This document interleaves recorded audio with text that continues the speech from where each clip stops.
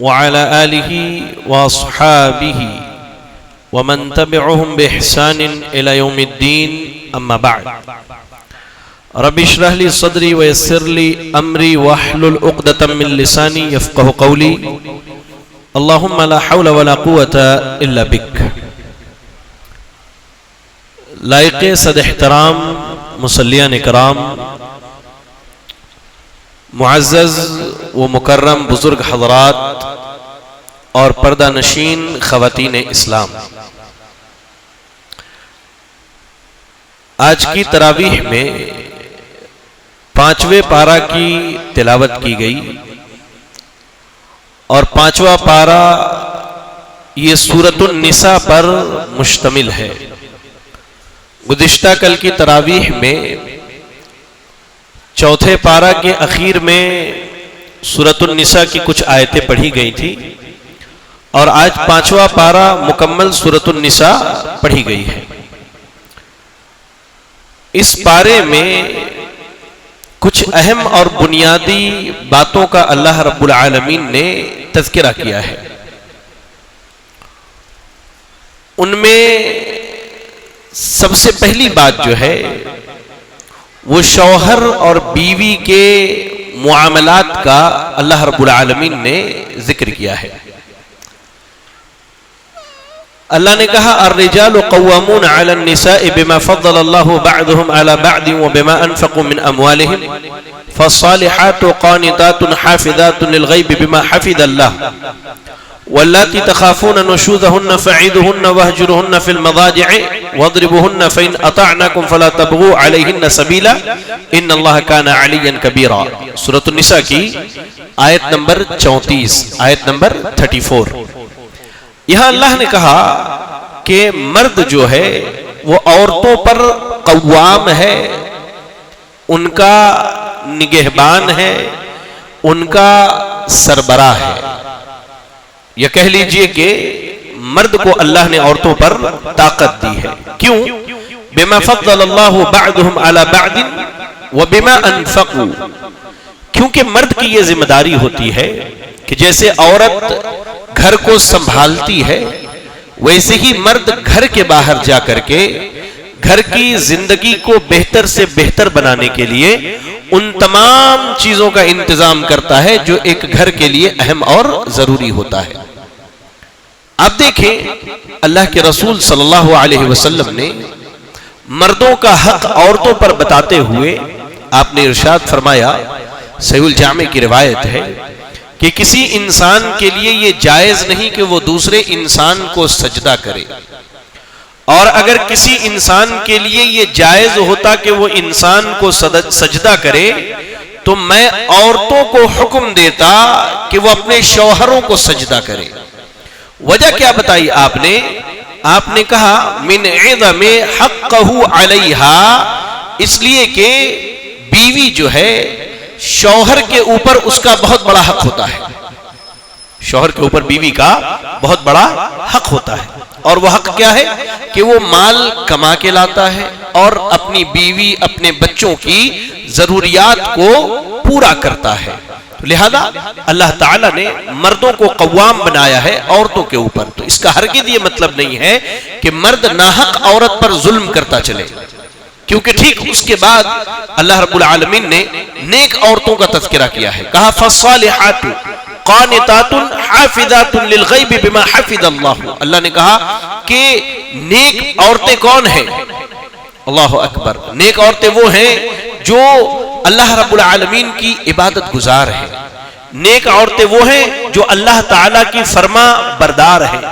نیک عورتیں وہ ہیں جو شوہر کی غیر موجودگی میں اپنی عزت، اپنے نفس اور اپنے شوہر کی اولاد اور اس کے مال کی حفاظت کرنے والی. اللہ رب العالمین نے نیک عورتوں کی مثال بیان کی ہے. اب آپ دیکھیں سبحان اللہ، اللہ کے رسول صلی اللہ علیہ وسلم ارشاد فرماتے ہیں، صحیح حدیث کے الفاظ ہے کہ بہترین عورت یا بہترین بیوی وہ ہے کہ جب تم اس کے طرف دیکھو تو خوش ہو جاؤ اور وہ اپنے شوہر کی اطاعت کرے، اور جب شوہر گھر پر نہ ہو تو اس کے پیچھے اپنے نفس کی اور شوہر کے مال کی اور اس کے اولاد کی حفاظت کرے. ہماری خواتین جان لیں کہ شریعت نے نیک عورت کسے کہا ہے کہ جو عورت اپنے شوہر کی فرما بردار ہو، جو عورت اپنی عزت کی حفاظت کرنے والی ہو، جو عورت اپنے شوہر کے مال کی حفاظت کرنے والی ہو. ایسے ہی صحیح بخاری وغیرہ کی روایت ہے، اللہ کے نبی صلی اللہ علیہ وسلم نے ارشاد فرمایا، غالباً سے بخاری وغیرہ کی روایت ہے، اذا صلت المرأة خمسها، عورت جب 5 وقت کی نماز پڑھے، وصامت شہرہا، مکمل رمضان کے روزے رکھے، یعنی رمضان میں اللہ جو اس کے لیے میسر کرے روزہ رکھے، وَأَطَاعَتْ بَعْلَهَا، اور اپنے شوہر کی اطاعت کرے اور اس کی غیر موجودگی میں اس کے مال کی حفاظت کرے، تو قیامت کے دن کہا جائے گا جنت کے جس دروازے سے چاہے وہ جنت میں داخل ہو جائے. یہ نیک عورتیں ہیں. سبحان اللہ. اسلاف میں اس کی بے شمار مثالیں ملتی ہیں. اس کے بعد اللہ رب العالمین نے اسی آیت نمبر 34 کے اندر گھریلو زندگی کا تذکرہ کیا کہ دیکھیں، جہاں کچن میں 2 برتن ہوں تو آپس میں ٹکراتے ہیں اور آواز آتی ہے، تو اس میں کوئی حرج کی بات نہیں ہے. میاں بیوی میں لڑائیاں ہوتی ہیں، کسی بات پر بات بن جاتی ہے اور کبھی بات بگڑ جاتی ہے.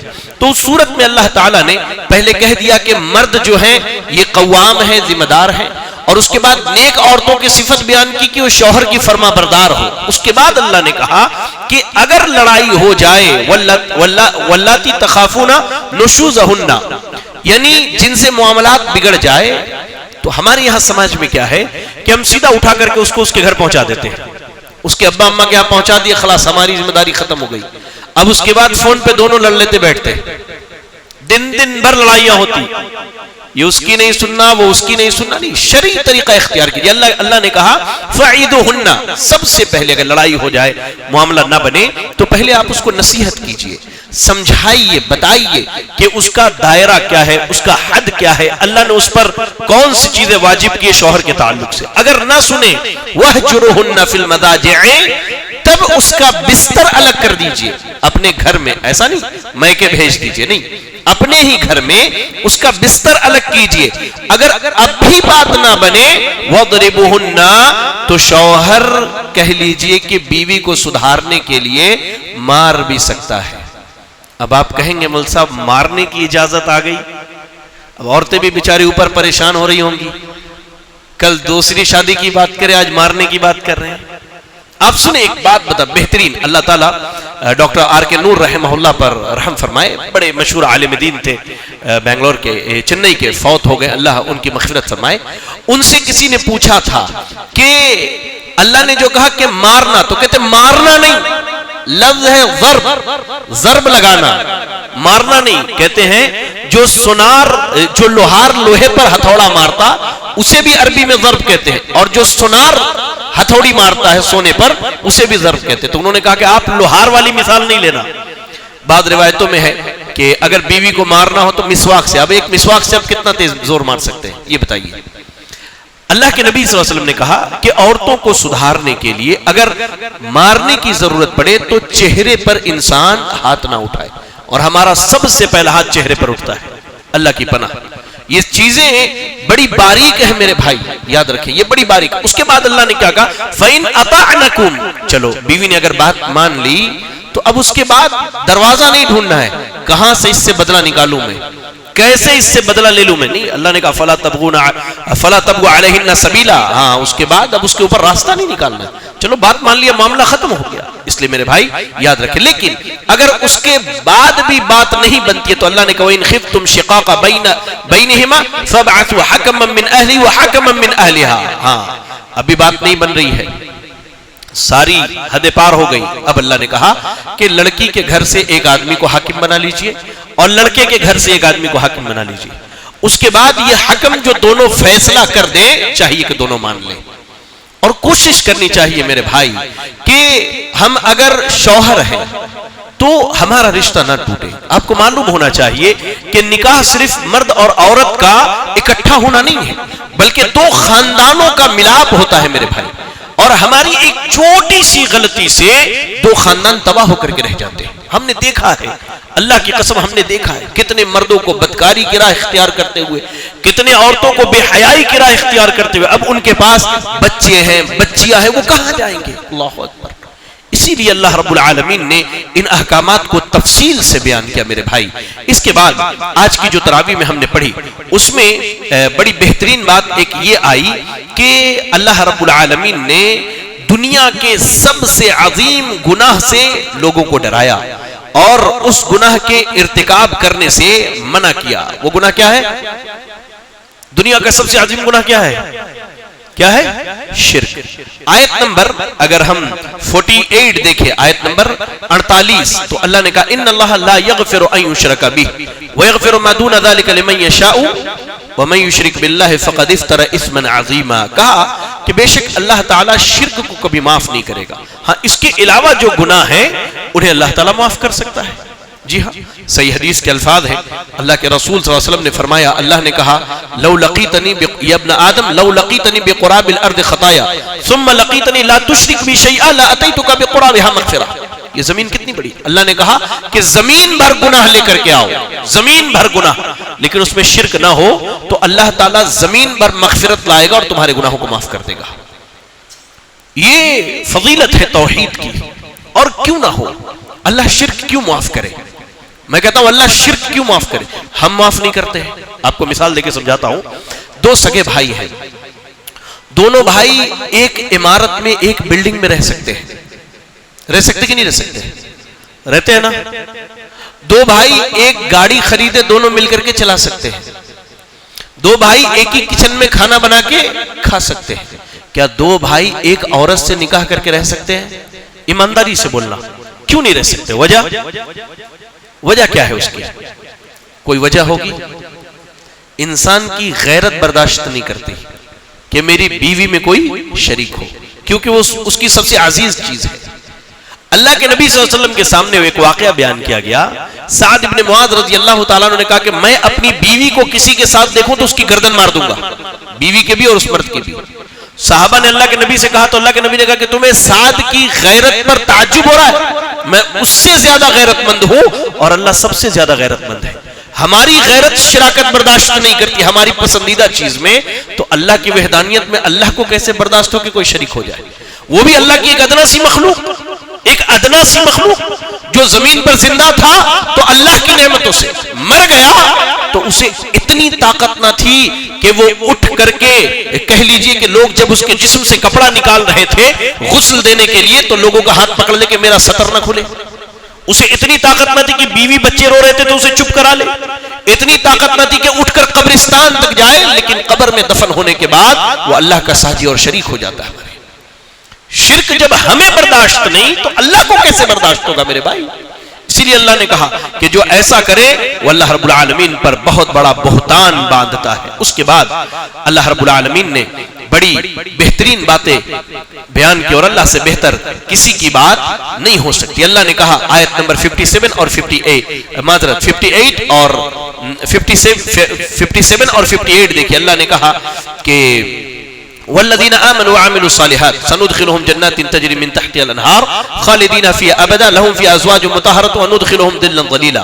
کہ جو لوگ ایمان لائے اور عمل صالح کیا اللہ انہیں نہر والی جنت میں جگہ دے گا، وہاں ان کی بیویاں ہوں گی اور ان کے لیے بہترین سایہ ہوگا. اس کے بعد کہا ان اللہ یأمرکم ان تؤدوا الامانات الی اہلها واذا حکمتم بین الناس ان تحکموا بالعدل ان اللہ نعم ما یعظکم بہ ان اللہ کان سمیعا بصیرا. اللہ نے یہاں امانت داری کا حکم دیا. اللہ نے تمام اہل ایمان کو کہا کہ یاد رکھو امانت جو ہے در حقیقت یہ اللہ کے جانب سے ایک امانت ہے. امانت میں خیانت یہ کسی کے لیے جائز اور مناسب نہیں ہے، جائز اور مناسب نہیں ہے، کیونکہ امانت میں خیانت کرنا یہ منافقین کی علامت ہے. میں نے بتایا تھا گزشتہ درس اس سے پہلے سورۃ البقرہ کے ابتدائی درس میں کہ منافقین کی 4 علامت بیان کی گئی. اس میں اذا اؤتمن خان، جب اسے امانت دی جائے تو وہ خیانت کرتا ہے. تو امانت میں خیانت کرنا یہ منافقین کی علامت ہے. ایمان والے امانت میں خیانت نہیں کرتے، چاہے انہیں 1 پیسے کی امانت دی جائے یا کروڑوں روپے کی امانت دی جائے. کیوں؟ وہ جانتے ہیں کہ اللہ تعالیٰ میرا نگہبان ہے، اللہ تعالیٰ دیکھنے والا. اس کے بعد اللہ نے کہا اذا حکمتم بین الناس ان تحکموا بالعدل. اللہ نے عدل کرنے کا حکم دیا کہ جب ہم لوگوں کے درمیان فیصلہ کریں. ہوتا نا بھائی آپ ہمارے خاندان کے بڑے ہیں، بیٹھئے اس مسئلے میں. تو اللہ نے کہا کہ جب ایسا مسئلہ آ جائے تو یقین جانو کہ تمہاری ذمہ داری ہے کہ عدل کرو، یعنی صحیح فیصلہ کرو. قرآن مجید میں اللہ نے کہا وَلَا يَجْرِمَنَّكُمْ شَنْآنُ قَوْمٍ عَلَىٰ أَلَّا تَعْدِلُوا اعْدِلُوا هُوَ أَقْرَبُ لِلتَّقْوَىٰ. دو فریق ہیں، ایک سے ہماری دشمنی ہے، معاملات نہیں بنتے ہیں.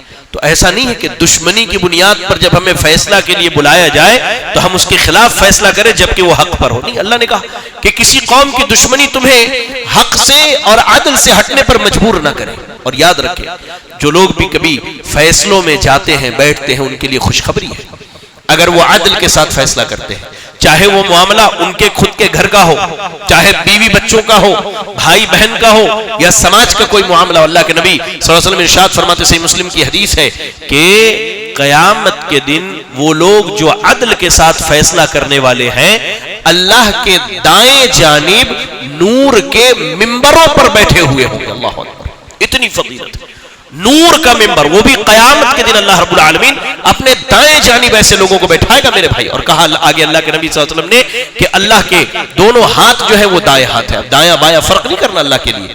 حدیث کے الفاظ ہے دونوں دائیں ہیں، وہ اللہ کو معلوم کیسا ہے کیسا نہیں وہ اللہ بہتر جانتا ہے. حدیث ہے تو ایمان لانا ہے. تو کہا کہ جو عدل کے ساتھ فیصلہ کرنے والے ہیں، چاہے اپنے اہل و عیال کے بارے میں یا سماج اور برادری کے بارے میں، تو اللہ رب العالمین جو ہے ایسے لوگوں کو نور کا ممبر عطا کرے گا قیامت کے دن. چلے اس کے بعد اللہ رب العالمین نے آیت نمبر 59 کے اندر بڑی بہترین بات کی. آیت نمبر 59 پڑھی. اللہ نے کیا کہا؟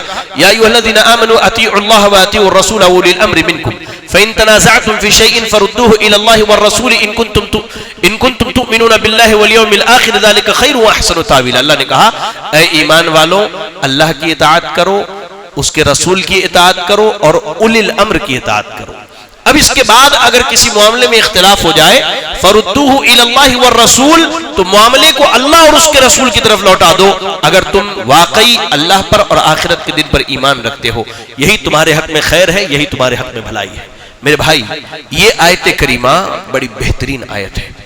زندگی کے تمام امور میں کہیں بھی اختلاف ہو جائے، اور اختلاف ہونا کوئی غلط بات نہیں ہے. اختلاف تو صحابہ میں ہوا. اللہ کے نبی صلی اللہ علیہ وسلم کی وفات ہوئی، اختلاف ہوا کہ نبی کو کہاں دفن کیا جائے. کہا ابو بکر صدیق رضی اللہ تعالیٰ عنہ نے کہ میں نے نبی کو فرماتے ہوئے سنا ہے نبی کی جہاں وفات ہو اسے وہیں دفن کیا جائے. صحابہ مان گئے. اختلاف ہونا کوئی غلط بات. اختلاف کے بعد دلیل آ جائے، دلیل آنے کے بعد کٹ حجتی کرنا، ہٹ درمی کرنا، یہ غلط بات ہے. اللہ نے کہا یا ایھا الذین آمنوا، اے ایمان والو اللہ اور اس کے رسول کی فرما برداری کرو. وَأُولِي الْأَمْرِ، جو تم میں صاحب امر ہے. بعض لوگ اس آیت سے مراد لیتے ہیں کہ جو تمہارے علماء ہیں. یاد رکھیں اولی الامر کے معنی ہوتے ہیں حاکم اور بادشاہ کے. جو تمہارے حاکم ہو، خلیفہ ہو، بادشاہ ہو، ان کی اطاعت کرو. تھوڑی دیر کے لیے مان لیتے اولی الامر. تو اب اس آیت کو لے کر کے بعض لوگوں نے تقلید کو ثابت کیا ہے کہ اللہ نے کہا اولی الامر یعنی علماء کی تقلید کرو. میرے بھائی، پہلی بات یاد رکھیں، اللہ نے اولی الامر کی فرما برداری اللہ اور رسول کی فرما برداری کے شرط کے ساتھ رکھی ہے کہ جب تک علماء اور اولی الامر جو ہے اللہ اور اس کے رسول کی فرما برداری کا حکم دے تب تک ان کی فرما برداری کرو. ورنہ اگر اس کے بعد بھی اختلاف ہو جائے فردوہ الی اللہ والرسول، تو مسئلہ اللہ اور اس کے رسول کی طرف لے کر کے آؤ. چلیں، آسان ہے.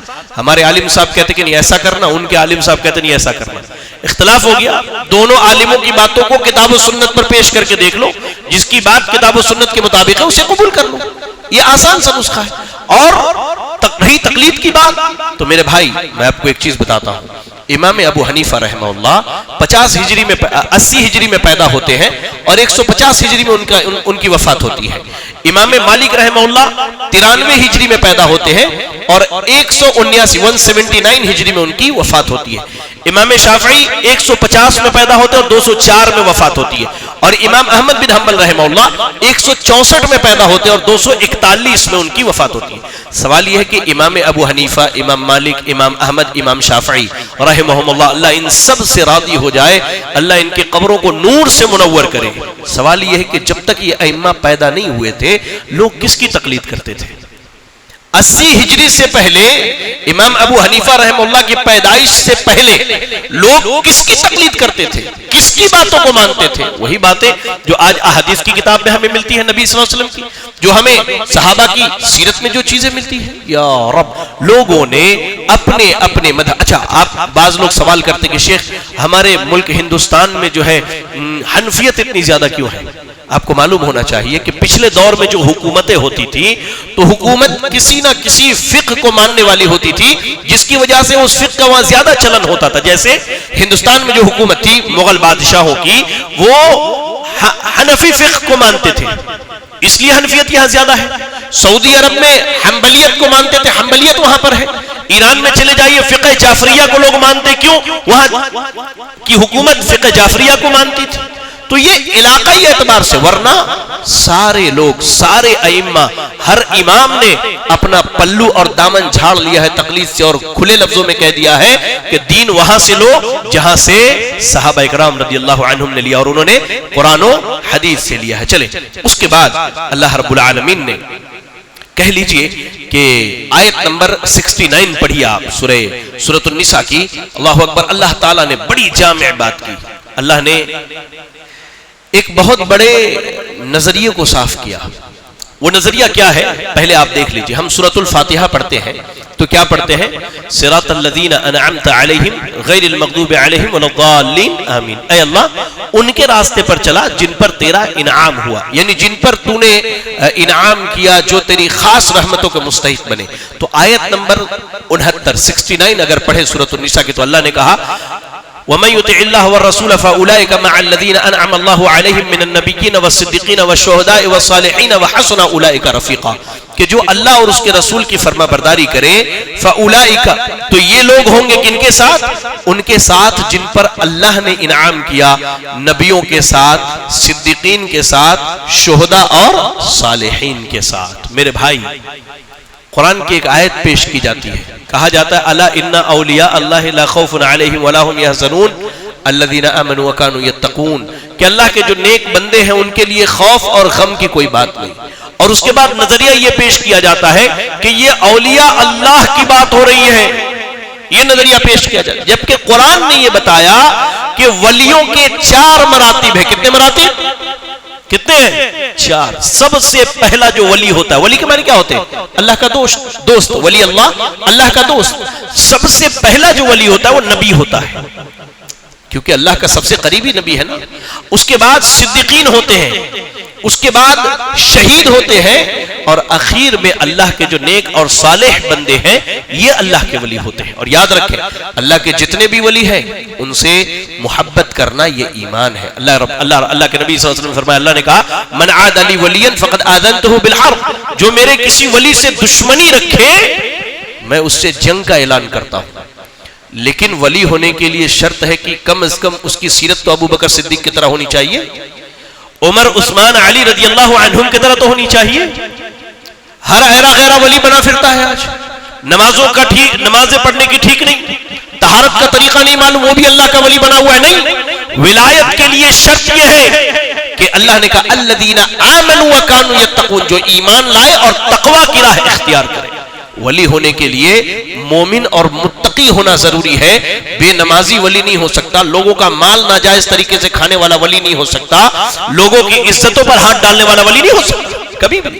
اور اللہ کے اولیاء سے محبت کرنا یہ ایمان کا حصہ ہے، ایمان کا جز ہے. اس کے بعد آتے ہیں ہم آیت نمبر 65 دیکھیے، آیت نمبر 65. اللہ رب العالمین نے بڑی سخت ڈانٹ والی بات کی. اللہ نے کہا فَلَا وَرَبِّكَ لَا يُؤْمِنُونَ حَتَّى يُحَكِّمُوكَ فِي مَا شَجَرَ بَيْنَهُمْ ثُمَّ لَا يَجِدُوا فِي أَنفُسِهِمْ حَرَجًا مِّمَّا قَضَيْتَ وَيُسَلِّمُوا تَسْلِيمًا. اللہ نے کہا اے نبی آپ کے رب کی قسم ہے. اللہ اپنی ذات کی قسم کھا رہا ہے. فَلَا وَرَبِّكَ، نبی آپ کے رب کی قسم ہے. آدمی اس وقت تک ایمان والا نہیں ہو سکتا جب تک کہ آپس کے اختلاف میں نبی کے فیصلے کو آخری فیصلہ نہ مان لے. اب آج تو ہمارے یہاں اپنا اپنا دین چلتا ہے. نہیں مل صاحب کیا کرے، خاندان والے شادی بیاہ کے معاملے میں سانچک کرتے، ہم بھی کر لے رہے، کیا کر سکتے ہیں. وہ بڑے بڑے کیمرے والوں کو بلا لیتے ہیں اور بارات کی رسم ہوتی ہے ساری. کیا ہے مسئلہ؟ نہیں خاندان والے کرے سوئے. اللہ کے بندے، اللہ کے نبی، اللہ تعالیٰ کہہ رہا ہے کہ اگر نبی کے فیصلے کو تم حتمی فیصلہ نہیں مان لیتے تو تم ایمان والے ہی نہیں ہو.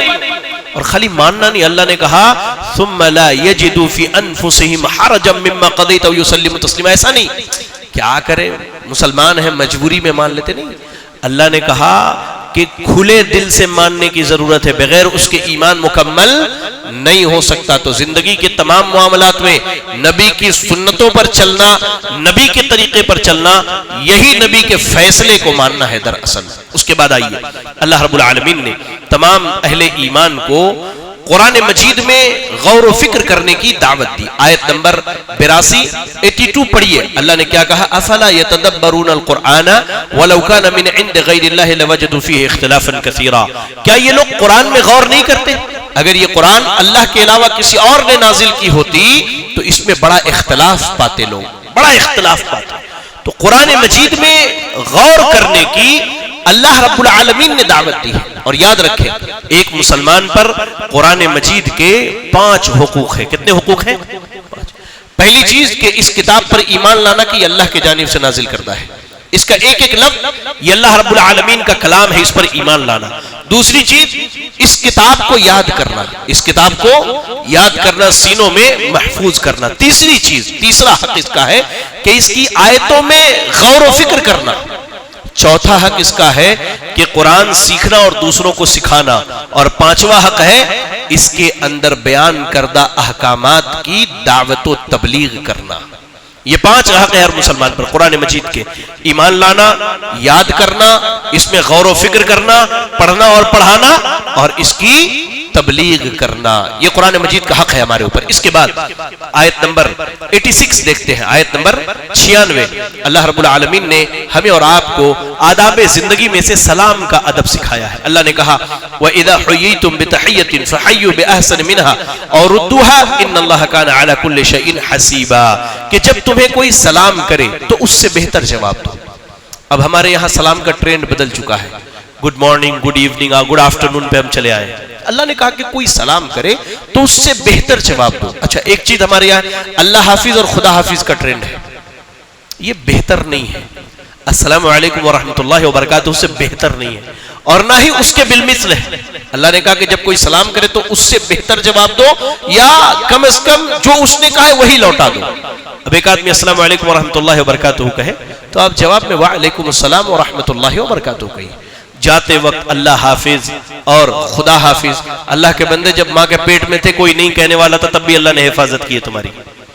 لیکن شریعت نے جو تعلیم دی ہے, شریعت نے جو سکھایا ہے سلام کا طریقہ اور سلام کا ادب, اسے جاننے کی ضرورت ہے. عبداللہ ابن عمرو ابن عاص رضی اللہ تعالیٰ عنہ کہتے ہیں ایک آدمی نے اللہ کے نبی صلی اللہ علیہ وسلم سے سوال کیا کہ سب سے بہترین اسلام کیا ہے؟ آپ نے کہا کہ تطعم الطعام, لوگوں کو کھانا کھلانا. اس کے بعد کہا اس کے بعد کہا کہ پہلے کہا کہ لوگوں کو کھانا کھلانا, یہ سب سے بہترین اسلام ہے. اور اس کے بعد کہا کہ پہچان ہو یا پہچان نہ ہو, لوگوں کو سلام کرنا یہ سب سے بہترین اسلام ہے. تو سلام کرنا, سلام کو پھیلانا, یہ اسلامی شعار میں سے. لیکن ہمارے یہاں معاملہ کیا ہے, ہمارے پہچان والے ہیں تب ہم سلام کرتے ہیں, ہمارے تعلقاتی ہے تب ہم سلام. اچھا, حیرت کی بات ہے, اس پہ کچھ کہہ بھی نہیں سکتے. اب ہماری شکلیں ایسی بنی ہوئی کہ سامنے والا دیکھ کر کے غیر مسلم سمجھتا ہے, کہاں سے بیچارہ سلام کر, ڈر کے سلام نہیں کرتا ہوں, پتہ نہیں ہے مسلمان ہے کہ غیر مسلم ہے. ہماری شکلیں ایسی بنی ہوئی ہے. تو سلام کرنا یہ شرعی اصول میں سے ہے. اگر کوئی کہے السلام علیکم ورحمۃ اللہ وبرکاتہ, تو اس کو اللہ تعالیٰ 30 نیکیاں عطا کرتا ہے. اور آپ جواب میں کہیں وعلیکم السلام ورحمۃ اللہ وبرکاتہ, تو اللہ تعالیٰ آپ کو بھی 30 نیکیاں عطا کرتا ہے. اور سلام کے ادب میں سے ایک چیز یہ ہے کہ ہم ہمیشہ انتظار کرتے کہ سامنے والا سلام کرنا نہیں, ہم پہل کریں سلام کرنے میں. اللہ کے رسول صلی اللہ علیہ وسلم بچوں کی مجلس سے گزرتے تو ان کو سلام کیا کرتے تھے.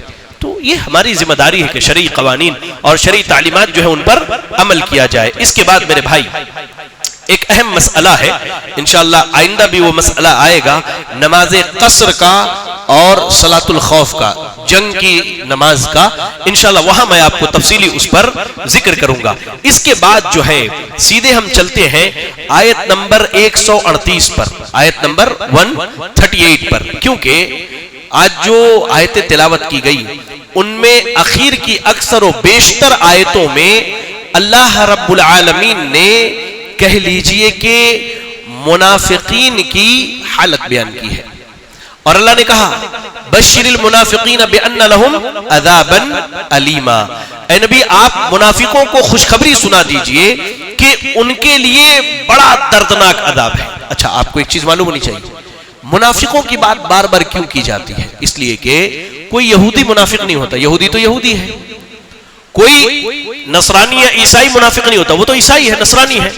منافق دراصل وہ لوگ ہوتے ہیں جو مسلمانوں میں مسلمان ہونے کا دعویٰ کرتے ہیں، حالانکہ وہ حقیقی طور پر مسلمان نہیں ہوتے۔ اس آیت کے اخیر میں اللہ رب العالمین نے بڑی کثرت سے کہہ لیجئے کہ لوگوں کو منافقوں سے ڈرایا ہے، اور اللہ نے منافقین کا انجام بیان کرتے ہوئے کہا ان المنافقین فی الدرک الاسفل من النار، کہ منافقین جہنم کے سب سے نچلے طبقے میں ہوں گے۔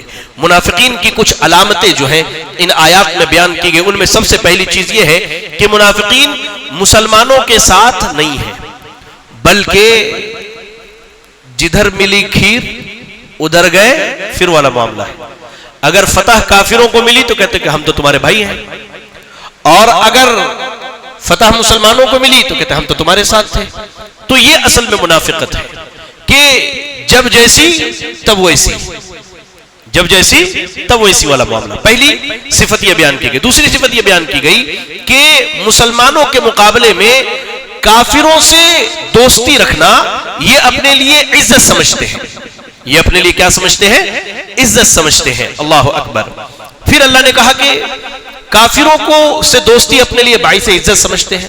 منافقین کی ایک علامت یہ بیان کی گئی کہ منافق اللہ اور مسلمانوں کو دھوکہ دینا چاہتے ہیں، وہ یہ سمجھتے ہیں کہ ہم تو اندر اندر بھائی سب چھپا کے رکھے ہوئے ہیں اور ظاہری طور پہ تو ان کے بھائی بنے پھر رہے ہیں۔ تو اللہ نے کہا کہ یہ ایسا دکھاتے ہیں کہ گویا کہ یہ مسلمانوں کو اور اللہ کو دھوکہ دے رہے، حالانکہ وہ اپنے آپ کو دھوکہ دے رہے۔ کیا دھوکہ ہے بھائی؟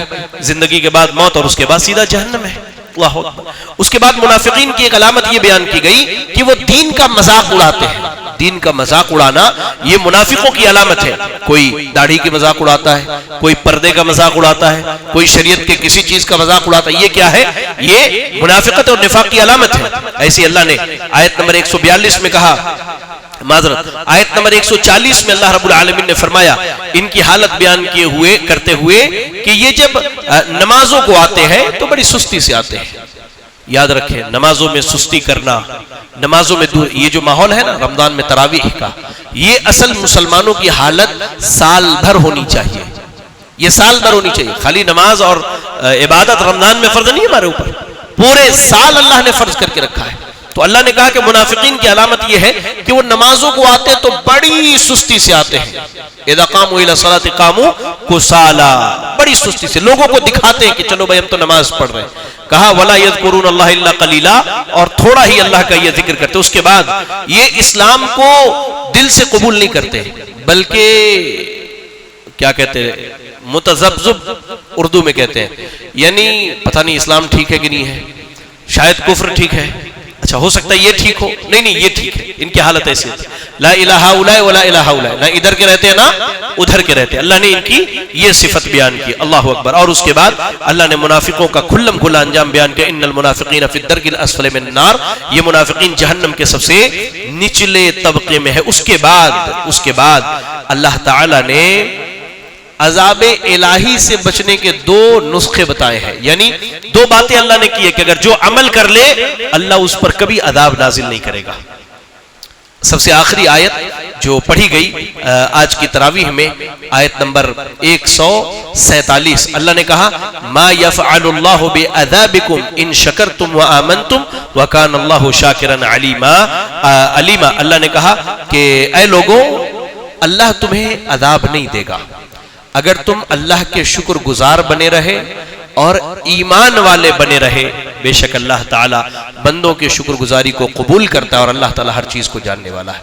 تو یہ دو خصلتیں ہیں، ایک چیز کیا ہے کہ انسان اللہ کا شکر گزار بن جائے، اللہ کی نعمتوں پر اللہ کا شکر ادا کرنے والا ہو جائے، اور ایمان میں ادخلوا فی السلم کافہ، اللہ کا مکمل اسلام میں داخل ہو جائے۔ آدھا مومن نہیں، آدھا تیتر آدھا بٹیر نہیں، یا تو پورا تیتر یا پورا بٹیر، پورے اسلام میں آنا یا تو نہیں رہنا۔ پورے آئے تو ٹھیک ہے، نہیں رہے، آنے کا دعویٰ کر کے نہیں رہے تو پھر منافق ہے، اور بالکل نہیں رہے تو کافر ہے۔ بات سمجھ میں آئی؟ بالکل نہیں ہے تو کافر ہے، آ کے نہیں ہے منافق کی علامت ہے۔ پکا مومن ہونا، اللہ نے کہا کہ یہ دو صفتیں اگر تمہارے اندر آ گئی کہ تم اللہ کے شکر گزار بندے بن جاؤ اور ایمان والے بن جاؤ، تو اللہ تعالی کبھی بھی تمہیں عذاب میں نہیں ڈالے گا۔ تو الحمدللہ آج کی تراویح میں پڑھی گئی آیات کا مختصر سے یہ خلاصہ تھا۔ دعا کرے اللہ سے کہ اللہ رب العالمین ہم سب کو کہنے سننے کے ساتھ عمل کرنے کی توفیق عطا فرمائے۔ آمین وآخر دعوانا الحمدللہ رب العالمین۔ سبحانک اللہم بحمدک اشہد ان لا الہ الا انت استغفرک واتوب الیک۔